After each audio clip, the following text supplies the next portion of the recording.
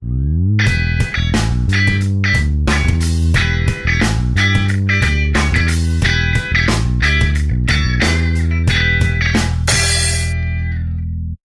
vantagem das rochas sedimentares é que ela apresenta estruturas e feições e até os fósseis que a partir da leitura dessas características você interpreta o ambiente de formação. Então você pega um pacote que tem coral, conchas, né? Você interpreta que aquele ambiente foi o quê? Um ambiente de deposição marinho, um ambiente marinho com fósseis desse ambiente. Você tem um pacote desse aqui, isso aqui é um pacote de arenito, né, que são constituídos por grãos de quartzo. Essas inclinações das camadas são inclinações naturais, a deposição dela foi assim já inclinada. Onde que a gente vê pacotes de areia inclinados assim? Praia tem também, mas em grandes extensões também. Oi? Dunas de deserto. Então isso aqui, gente, é um pacote de areia que foi depositado provavelmente em antigas dunas e o ambiente moderno similar a esse seria o deserto do Saara, né? Então o que nós temos aí? A ação eólica, a ação do vento, transportando areia, depositando camadas de forma inclinada. Isso depois, por soterramento, vai sofrer cimentação e vai virar um pacote de rocha sedimentar. Aí o último processo formador de rocha são as rochas metamórficas, né? Então para ter rocha magmática tem que ter o magma. Para ter rocha sedimentar tem que ter o sedimento ou soluções com compostos químicos dissolvidos que vão virar as partículas, que vão virar sedimento. E as rochas metamórficas a gente tem que ter o quê? A gente tem que ter uma rocha pré-existente. Então essa rocha pré-existente é o protólito. O lito é pedra, né? O proto é a rocha original que deu origem à rocha metamórfica. Isso aqui são imagens tiradas no microscópio de lâminas de rocha.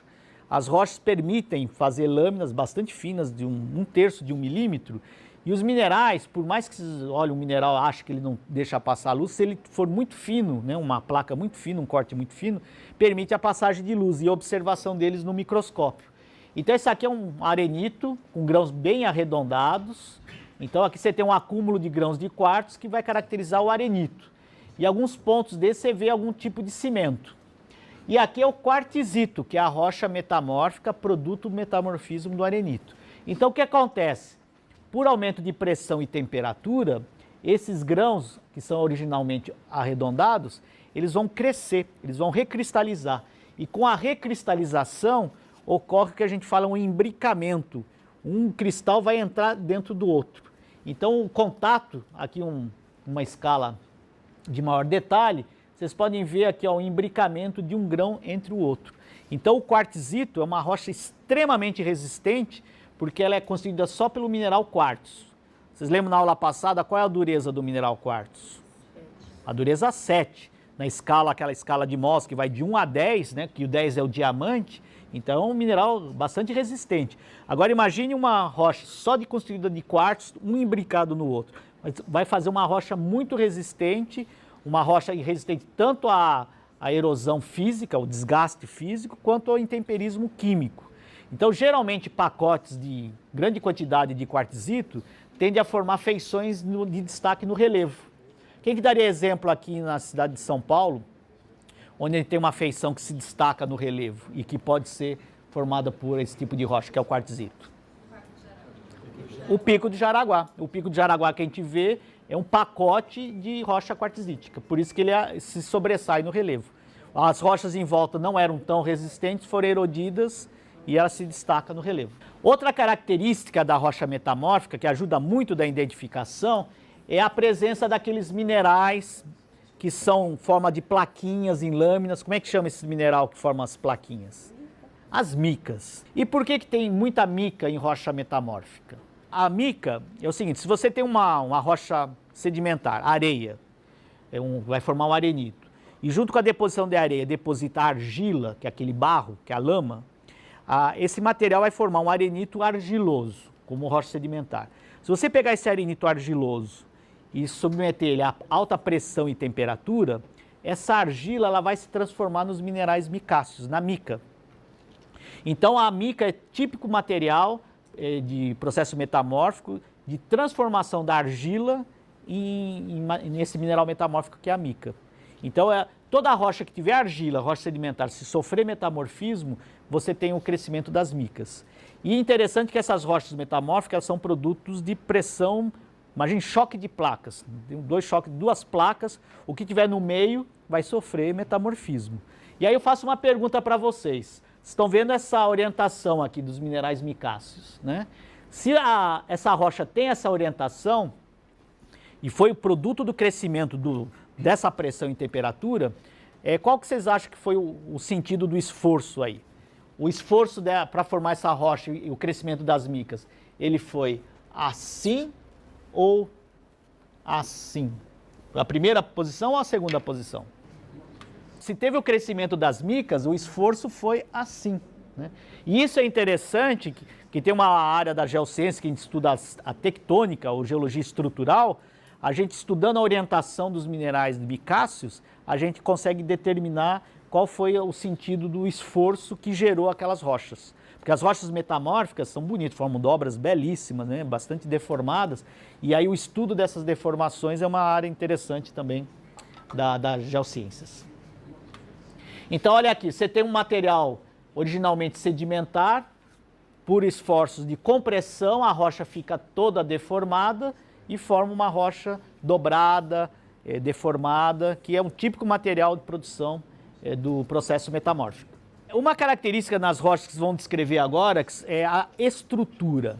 Nós vamos ver, depois agora vamos ter 3 aulas subsequentes, uma só sobre o processo magmático, outra sedimentar e outra metamórfico. A gente vai trabalhar muito com estrutura e textura. São nomes parecidos que geram uma grande confusão, mas são coisas bem distintas. Para facilitar, hoje na aula prática nós só vamos trabalhar com as estruturas. Depois nós vamos ver o que é textura. Que a textura é uma relação intrínseca do grão, do mineral, de cada mineral. E a estrutura tem um pouco mais a ver com o arranjo e a distribuição desses minerais na rocha. Então, praticamente, nós temos 3 tipos de estrutura. A estrutura maciça, a estrutura estratificada e a estrutura foliada. Desses 3 nomes, o mais fácil aí que vocês já ouviram falar é a estrutura estratificada, que é a estrutura... Como é que dá outro nome da estratificação? Em camadas, que é a típica estrutura de que tipo de rocha que nós vimos? Da sedimentar. Esse nome maciço, ele não é muito apropriado, porque o que você imagina uma coisa maciça? É uma coisa cheia, né? O contrário do oco, né? Ou duro, né? Em geociências, a gente fala maciço, é um material quando ela não tem nenhuma orientação. Então, uma rocha que não tem nenhuma orientação dos minerais, ela é maciça. Essa aqui é a relação. E essa estrutura foliada, o nome foliado lembra o quê? Folhas, orientação das micas. Então, a estrutura foliada é típica estrutura das rochas metamórficas. Então, vamos ver alguns exemplos. Então, aqui é uma estrutura maciça. O granito, quer dizer, você não vê nenhuma orientação preferencial dos minerais. Então, é uma estrutura maciça. E mesmo quando você não vê os minerais, você vê que essa rocha, ela não tem nenhuma estruturação. Isso implica que, internamente, os minerais não têm uma orientação preferencial. A estrutura estratificada, quando você tem estratos visíveis, né? É o sedimentar. E a foliação ou xistosidade, quando tem a orientação dos minerais micáceos. E o interessante é que, conforme essas características da rocha, ela vai ter uma finalidade em termos de uso de utilidade.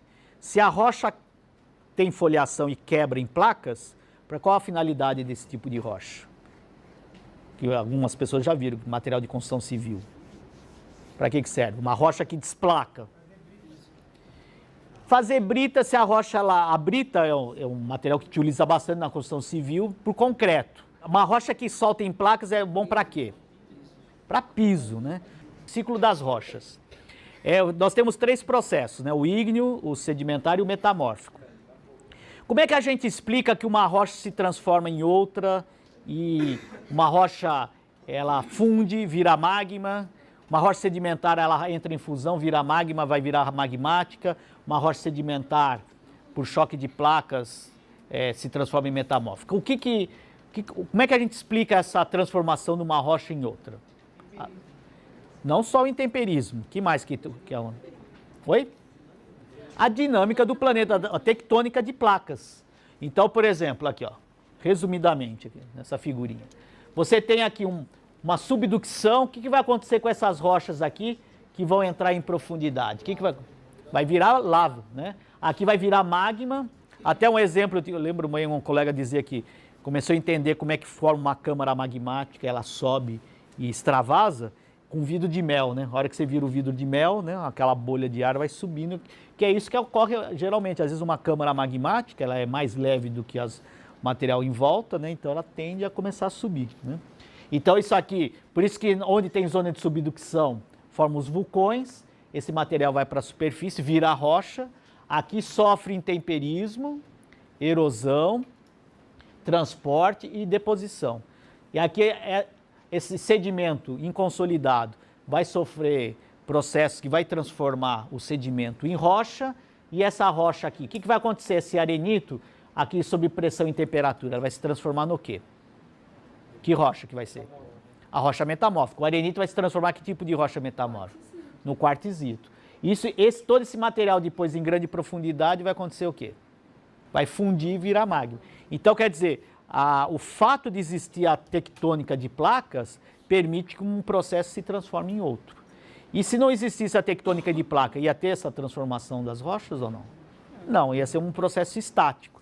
E aí é interessante que isso aqui é importante em termos de sistema Terra, de visão sistêmica, porque não só permite o ciclo das rochas, né, a transformação de uma rocha em outra, como o que é mais importante, ela possibilita a ciclagem dos nutrientes. Então, se não existisse tectônica global, o oceano teria sempre a mesma taxa de nutrientes, e você não teria isso relacionado à variação na vida, né, nos ciclos biológicos. Então, a tectônica global ela é fundamental para a ciclagem dos nutrientes, né? Bom, agora os tipos de uso, né? Conforme as características da rocha, se ela é mais foliada, se ela tem estratificação, ou se ela tem xistosidade, ou ela é maciça, ela vai ter um tipo de uso, né? Então, o exemplo é a ardósia. A ardósia é uma rocha que tem uma foliação, que ela tem uma xistosidade, e ela quebra em placas. Na Europa, em alguns lugares, eles usam até como telhado. Então, aqui dá para perceber a característica da foliação original, que ela quebra em placas. Outra rocha que também quebra em placas, a famosa pedra de piscina, nada mais é do que um quartzito micáceo. Porque se fosse só o quartzo tende a ter uma estrutura maciça, ele não vai quebrar em placas. Mas se a rocha original era areia e argila, quando sofreu metamorfismo, a areia recristaliza e a argila vai se transformar em que mineral por metamorfismo? Qual mineral? As micas. E o fato de ter o grão de quartzo com a mica permite que a rocha quebre em placa. Então essas rochas, aqui ela é natural, ela é uma marreta e um formão, ele quebra e solta a placa. Só as laterais é que são industrializadas, ele corta com uma serra. Mas é isso só. Só esse é o beneficiamento da rocha. Quebra em placa, corta a lateral e está pronto para usar. E o fato dela ter essa mineralogia, o grão de quartzo é bastante resistente. Ele fica mais porosa a rocha e dá uma certa aderência. Por isso que é boa para usar em pedra de piscina. Por que não usa ardósia na beira de piscina? Um escorregão só. E também tem uma questão, a piscina se usa uns produtos químicos muito agressivos, né, quimicamente. Então a ardósia ela não é tão resistente porque não tem quartzo. O quartzo acaba resistindo ao intemperismo, a essa agressão no uso desses produtos químicos. Por exemplo, o mármore. O que é o mármore? Uma rocha constituída de que mineral? O mármore tem o quê? Primeiro, o mármore, qual é o processo? Ele é ígneo, metamórfico ou sedimentar? O mármore é uma rocha metamórfica, produto do metamorfismo de qual rocha? Aí que é a questão. De uma rocha original. O mármore é uma rocha metamórfica. Mas realmente aquele aspecto cristalizado do mármore, né? Nós temos aqui uma amostra, depois eu mostro para vocês, né? Esse aspecto, né, que parece. Isso daqui é produto de recristalização por pressão e temperatura. Por incrível que pareça, a rocha que originou esse mármore foi essa rocha aqui, que é o calcário. E as duas têm a mesma composição química. Aqui é carbonato de cálcio, aqui é carbonato de cálcio. Como é que a gente identifica o carbonato de cálcio? Se pingar o HCl, né, o ácido clorídrico, ele vai efervescer, né? Então isso aqui, sofrendo pressão e temperatura, recristaliza e forma isso daqui. Agora, O mármore, então, a composição mineralógica dele é de calcita. É porque nas rochas ornamentais tem uma nomenclatura que às vezes eles chamam tudo de mármore, né? O que é rocha ornamental. Mas aí até dá para fazer essa diferença, até porque eles têm a diferença em termos de mineralogia. Geralmente o granito, qual é a mineralogia do granito? É quartzo, mica e feldspato. Qual que é a dureza do quartzo? 7, né? O feldspato 6. O mármore é de calcita. Qual que é a dureza da calcita? 3, né? Então é uma rocha que desgasta muito fácil. Então, por exemplo, na hora que foram fazer o metrô, escolher uma rocha para pôr no piso, você acha que seria uma boa escolha se eles colocassem mármore? Ia desgastar tudo. Você vê as igrejas antigas, as escadas estão todas desgastadas porque o pessoal entra com sola, com areia, com grão de quartzo, desgasta mesmo. Só que a vantagem é que é uma rocha mais fácil também de trabalhar, de cortar, tem esse lado. Porque para cortar o granito, vocês sabem como é que é feito o corte do granito? Com que material que é utilizado? Com diamante. Não uma lama, mas eles fazem uma fita, até eu trago depois para vocês verem. É uma fita parecida com essa vara aqui, ela tem uns anéisinhos com um diamante industrial, que são pequenininhos. Então formam uns anéis de diamante mesmo, é super caro esse fio, chama fio diamantado. Esse fio ele vai correndo, né, com um sistema de correias, ele vai correndo na rocha e vai afundando e vai cortando a rocha. Então é até mais caro, é muito mais caro cortar um granito do que um mármore. Mas aí tem a durabilidade dessa rocha. Então, em função dessas características, da mineralogia e da estrutura da rocha, tem um tipo de uso ou outro, né? Por exemplo, por que não pode, já viu a história lá, por que não pode cortar limão numa pia? Qual pia que não pode cortar limão? A de granito ou de mármore? A de mármore, porque o limão é ácido, é um ácido fraco, mas ele causa dissolução mesmo. E o granito pode cortar limão sem problema. Então, se em casa algum dia a mãe reclamar que você está cortando limão na pia, vocês têm condições de dizer se é de granito ou de mármore. E geralmente as pias hoje são de granito, então pode dizer que não tem problema nenhum. A outra pedra, Miracema, aí tem esses nomes comerciais, né? O que é essa pedra aqui também? A mesma forma, ela desplaca e é cortada só a lateral com serra, né? Qual é a característica estrutural dessa rocha que permite ela quebrar em placas? Como é que chama essa orientação? A foliação. A foliação ou xistosidade. Esse aqui são placas de arenito, né? O arenito não é uma rocha tão dura quanto o quartzito, mas é um arenito que tem uma cimentação boa e ela quebra também em placas e forma uma rocha bonita e até acaba sendo uma rocha interessante porque o arenito ele é muito poroso e ele acaba sendo bastante... forma uma rugosidade que você pode fazer um piso que dá uma boa aderência. Mas é claro que você vai fazer um piso numa residência, num lugar que não tem muito acesso. Colocar isso num piso de um metrô, de uma rodoviária que tem um fluxo muito grande, vai provocar o desgaste rapidamente. Agora, se você tem uma rocha, como é que chama uma rocha que não tem nenhuma orientação preferencial, apesar que aquela tem uma pequena orientação? Uma maciça. A maciça, ela é mais indicada até para fazer brita. Porque a hora que você quebrar, ela tende uma forma mais esférica, que é o ideal para a produção de brita. E tem que ser uma rocha com uma mineralogia bastante resistente. Por exemplo, os granitos são ideais para fazer brita. São Paulo teve um grande desenvolvimento de construção civil, porque nós tínhamos muita areia para construção, em função de ter os grandes rios aqui, Tietê e Pinheiros. Hoje não tem mais areia em São Paulo, não é porque acabou a areia. Qual foi o problema que aconteceu? Porque não dá mais para ter produção de areia na cidade de São Paulo. O que vocês acham? Nós trazemos areia do Vale do Ribeira e do Vale do Paraíba, 200 quilômetros de distância. Por que não dá para tirar a areia aqui de São Paulo? O que aconteceu? Acabou a areia? A Pan-Americana está em cima de uma jazida de areia. A cidade cresceu sobre as jazidas, né? Conhece a raia olímpica aqui da CPUSP?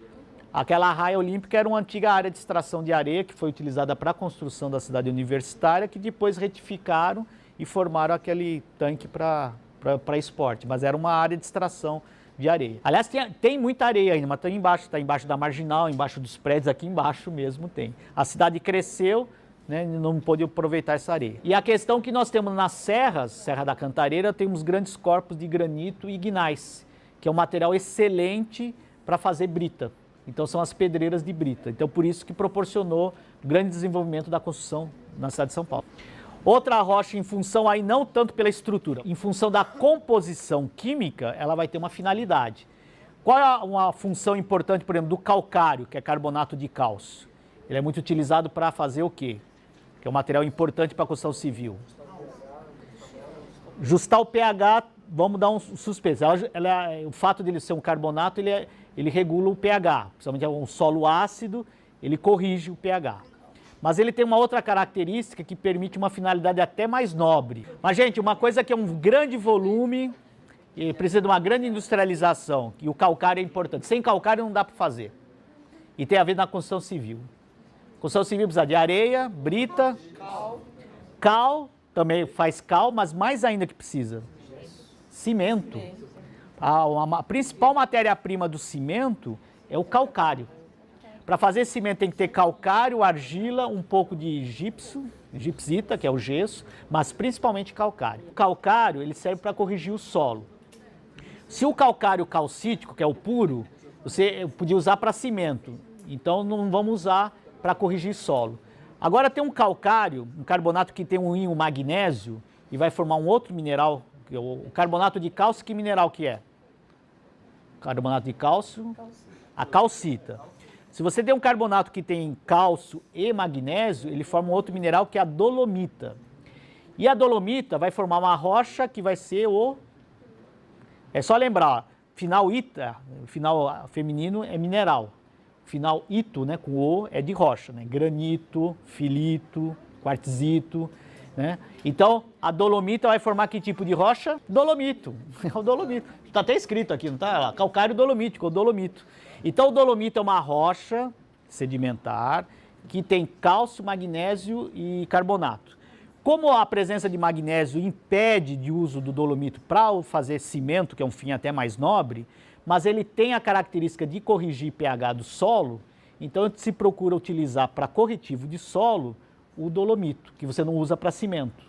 E aí a gente já coloca um conceito para vocês da mineração, que a mineração, gente, ela é muito bem estruturada e planejada, porque o bem mineral é um bem da União. O minerador, ele não compra aquilo lá, ele recebe com uma concessão.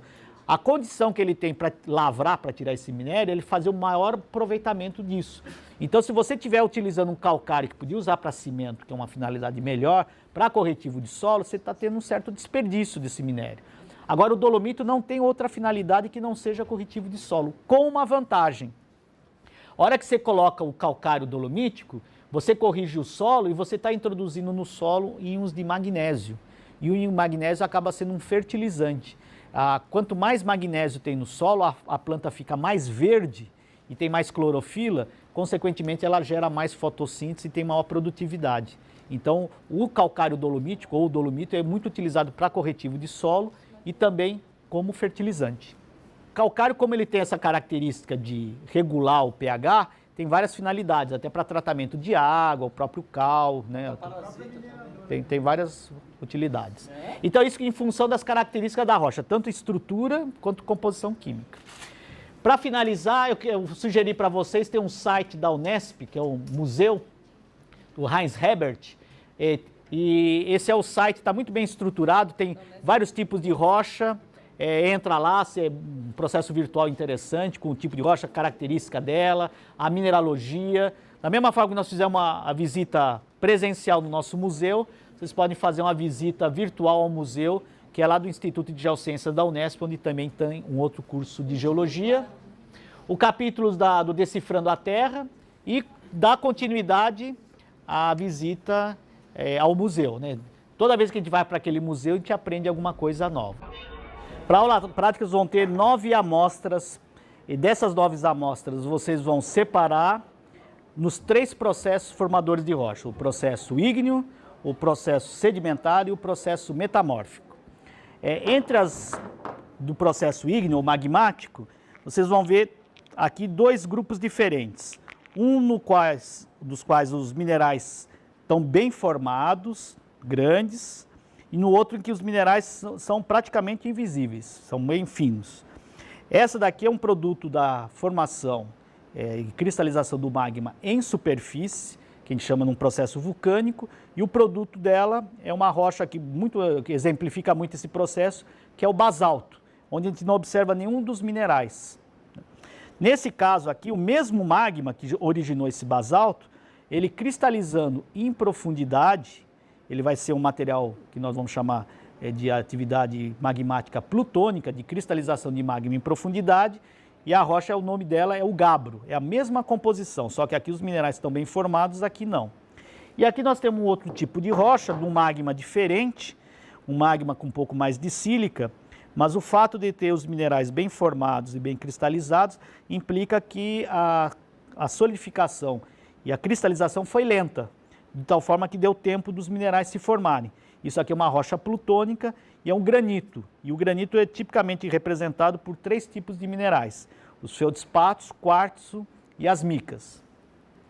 Um outro processo de formação de rocha muito comum é o processo sedimentar, e o processo sedimentar implica em rochas com uma estrutura estratificada, em camadas, como esse aqui, que é uma alternância de uma rocha muito fina, que é o folhelho, com arenito.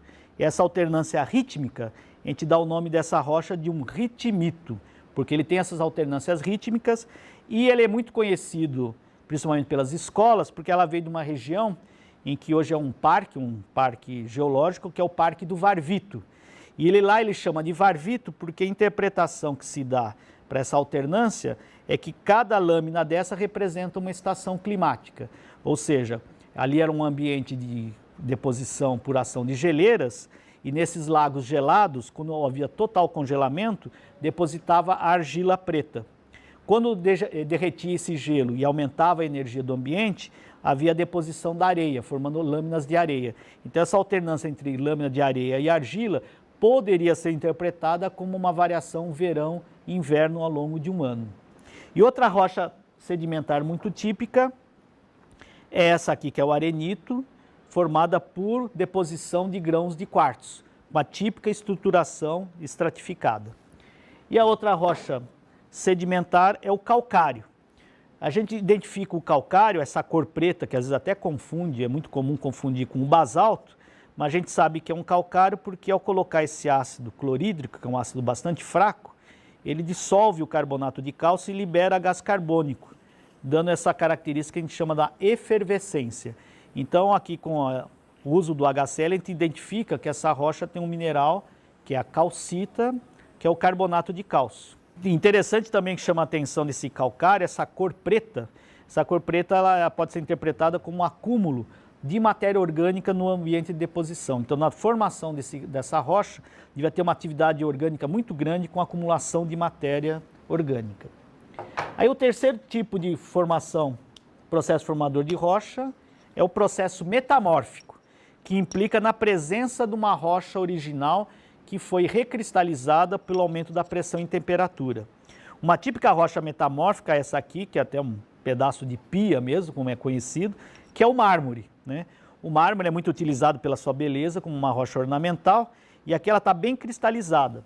E se a gente usar o HCl da mesma forma que nós utilizamos para o calcário, a gente joga o ácido aqui e a gente vai ver que a rocha também efervesce. Então ela mostra que tem aquele mineral, que é a calcita, que efervesce com a ação do ácido clorídrico. Então a rocha que originou o mármore era uma rocha como essa aqui, o calcário. Isso aqui, sob pressão e temperatura, gerou a recristalização dos minerais e formou esse que é o mármore. Então o mármore tem como protolito o calcário. Essas duas rochas são também rochas bastante conhecidas. Essa aqui é a ardósia, que é muito utilizada em construção. A característica dela é o fato dela ser foliada.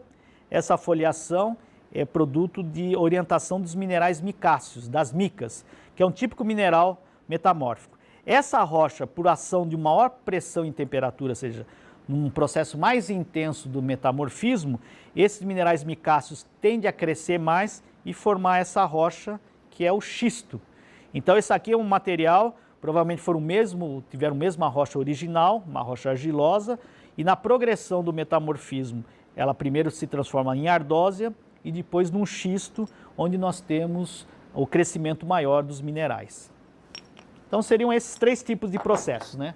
O ígneo, o sedimentar e o metamórfico. Com essa nossa aula, nós demonstramos de forma geral os 3 tipos de processos formadores de rocha: o processo ígneo, o processo sedimentar e o processo metamórfico. Nas aulas seguintes, nós vamos ter uma aula específica sobre os processos ígneos, depois uma aula específica sobre os processos sedimentares e a última aula dessa série de processos formadores de rocha com as rochas metamórficas.